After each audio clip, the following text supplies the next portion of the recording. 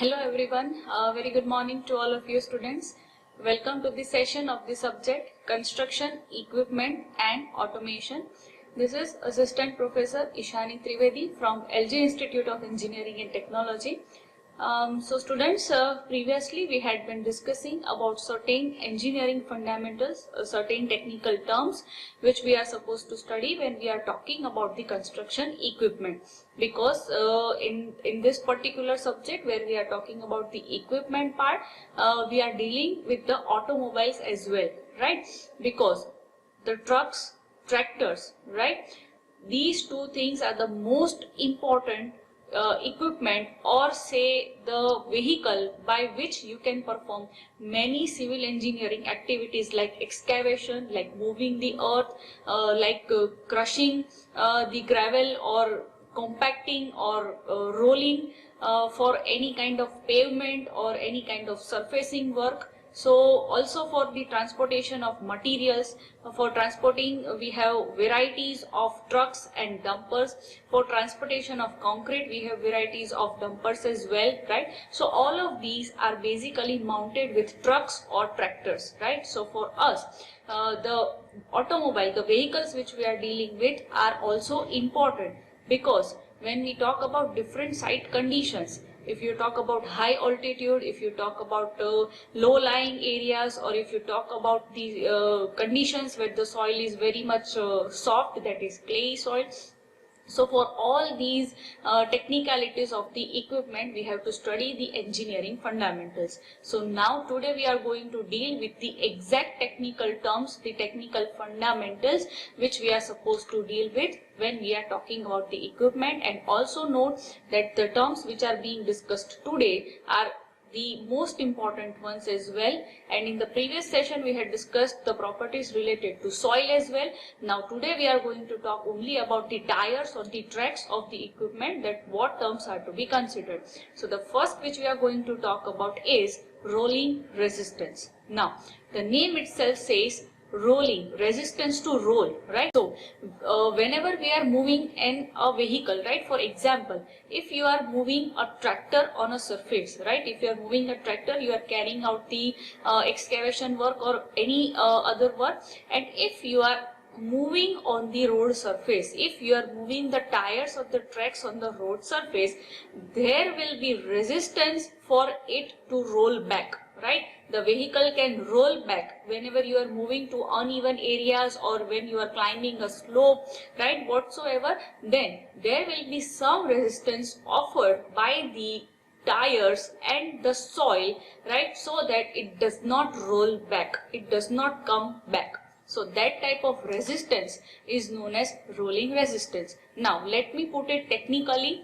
If you want to define it in one sentence, then the resistance encountered by a vehicle, the same thing which I explained you in simple terms right now, we are putting it technically. So the resistance encountered by a vehicle moving over a road or a surface, as I told you, the resistance which is offered so that the vehicle does not roll back, it does not move back, right, that resistance offered encountered by the vehicle on the road surface, whatsoever road you are dealing with, that is your rolling resistance. Now let us discuss in depth a little bit in detail. So it says that whenever a loaded wheel, now when we talk about transporting material, transporting the construction material, the equipment which is used, it will be a loaded wheel, right?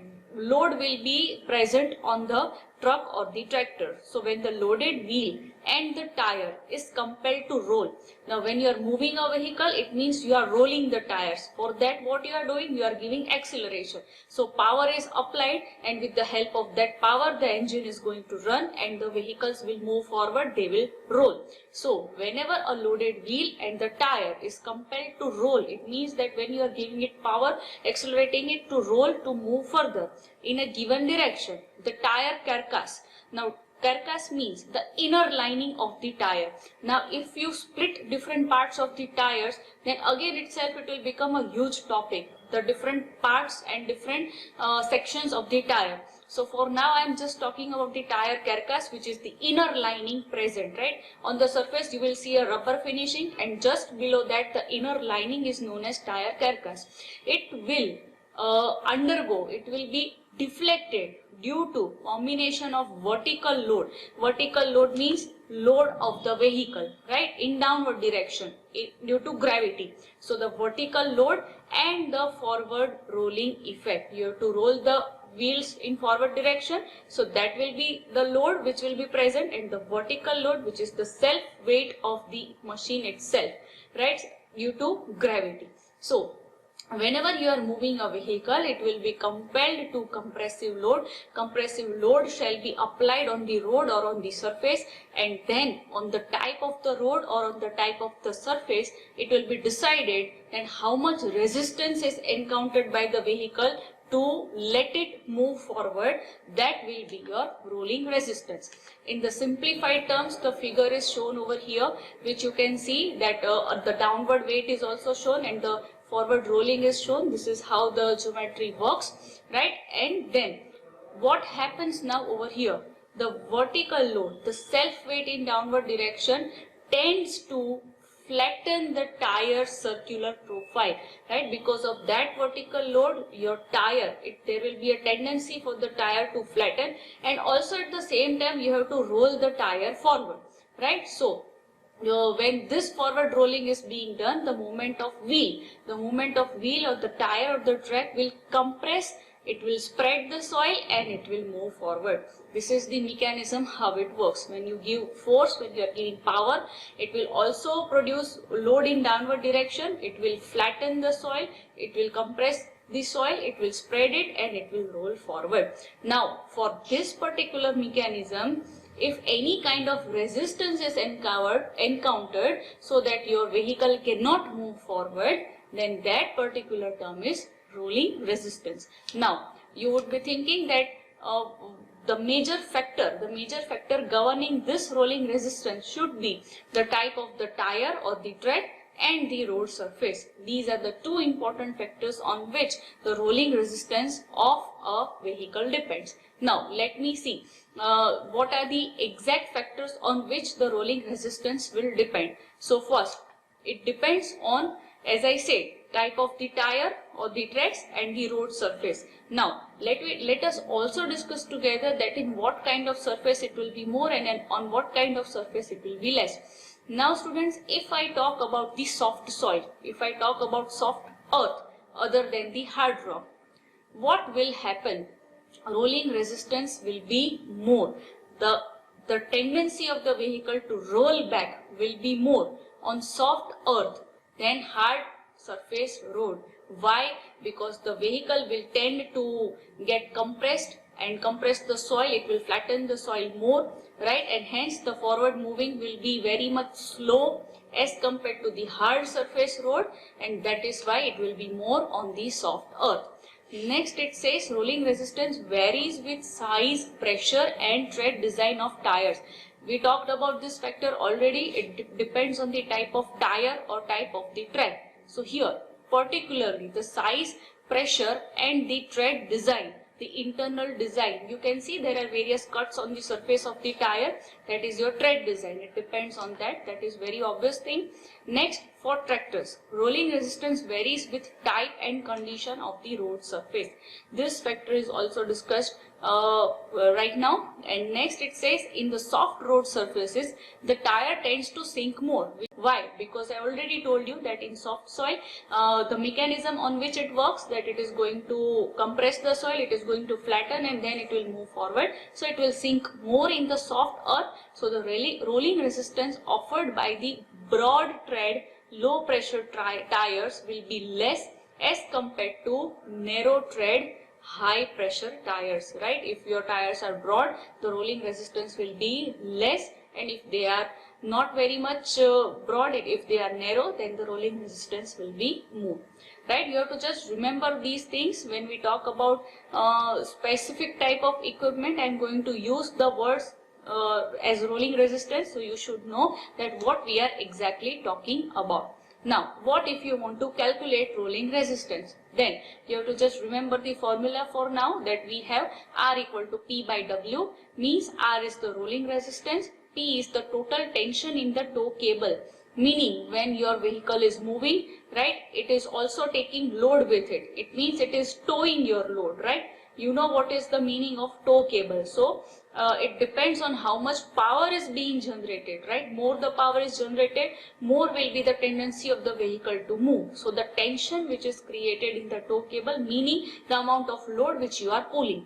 And W is the gross weight of the truck. We are already dealing with the self weight of the truck in downward direction. So this gives you rolling resistance P by W in kg per ton. Here your P, it means the total tension will be measured in kg and your weight of the truck will be in ton. So this makes your first technical concept, that is rolling resistance. Now second which we are going to discuss is grade resistance. Now we talked about the normal road surfaces, right? We talked about different road surface, be it soft and be it hard. Then there are subcategories in it. Now what if I am moving towards a slope, or what if I am moving downward a slope? So again in that case resistance will be encountered. If you have experience, then if you are going by road, if you are traveling by road, and if you are climbing a mountainous road, then you have to take extreme care so that you don't slide back from the road. Why? Because of the slope. So you have to control your vehicle accordingly so that it does not roll back. Now why does this happen? Because whenever you are climbing a slope, some kind of resistance will be encountered which will tend your vehicle to roll back, it will tend your vehicle to move back. We are specifically talking about the slope over here, not just any kind of road surface. So here if I want to define, it says the force opposing the movement of the vehicle or the machine up the slope. When you are climbing a slope, and the force which is encountered, right, which will tend the vehicle to move back, to move in opposite direction, to roll back, that particular resistance is known as grade resistance. We are going to call it slope as grade over here. So if you are climbing a slope, it is grade resistance, and if you are coming down a slope, then it is grade assistance. Both of the cases will have to be considered, because when you are climbing down the slope, it will roll abruptly, right, because the grade is going to assist it to move forward. So we have two terms, grade resistance and grade assistance. Now let us discuss a little bit in depth. Now what do we have over here? Grade resistance acts against the total weight of the machine. Now we have considered the self weight already, so it is going to act in opposite direction of the movement against the total weight of your vehicle or your equipment. So when a machine moves up the adverse slope, right, whenever the grade, the percentage slope is large, then the power required to keep it moving, as I told you that you will have to induce power, you will have to keep the vehicle under control. So the power required to keep it moving increases in proportion to the slope of the road. More the slope, more the power you will have to produce. You can see the image over here. What does it say? You can see that it is climbing up a slope, right? So what we are going to consider over here is, if I want to technically define, then we have 1% of slope. If you want to define 1% of grade or slope, is the one where the surface rises or drops. I told you that we are going to talk about grade resistance and grade assistance both. So if you want to calculate 1% slope, for 1% of slope you want to calculate grade resistance, then it is the surface where it rises by 1 feet vertically. Right now, if you consider a triangle over here in the given image, then the vertical distance capital V will be 1 feet, and it will be the vertical raising, the vertical raise of 1 feet per 100 feet of horizontal distance. So for 1% of slope calculation, you will have to consider V component, capital V vertical, as 1 feet, and horizontal will be calculated as 100 feet. So if you want to calculate the angle, then tan alpha equal to V by H. So for an angle up to 10 degrees, this will be valid. More than that, this formula will not be valid. So if you want to define 1% slope, it is the rise in vertical elevation of 1 feet for every 100 feet horizontal distance. Look at the image. If I want to take the W, the weight in downward direction, then if you split the component as cos alpha and sin alpha, so we will have W sin alpha as the horizontal component and the normal will be W cos alpha. Now, if I want to discuss based on this, then as I told you that for slopes up to 10 degrees, right, for slope up to 10 degrees, if I want to calculate the angle of the slope, right, the angle which it makes with the horizontal, then tan alpha equal to V by H, but here tan alpha will be equivalent to sin alpha if we are talking about slope less than 10 degrees, right. So by substituting the values by V by H, you will get the answer. We are going to calculate, we are going to consider V vertical component as percentage of gradient and H which is taken standard for every 100 feet horizontal distance. So G percentage of grade resistance divided by 100. You can substitute the values, you can mix it up and you can do it as per the requirement based on the example, and this is how your grade resistance is calculated. It is always expressed in terms of percentage. So if you want to represent rolling resistance and grade resistance both in the figure, then look at the image which is flashing over here. The second image we can see, let us have a look. We have the driving force, it is moving up a slope, so your driving force will be in forward direction. Your grade resistance will be in opposite direction, acting against the total weight of the truck, and we will also have air resistance, but for now we are not going to consider that. Then we have rolling resistance. It means the resistance encountered by the vehicle to roll forward. So all of these things with the notations are shown over here, and you are also supposed to draw this sketch and show the rolling resistance and grade resistance. Okay students, so this covers your two important topics for today regarding the equipment, regarding the vehicle which you are using for construction purpose. So both of these questions are very important from exam point of view. So go through it once again and then we will discuss more terms in the next lecture. Okay students, have a good day. Thank you.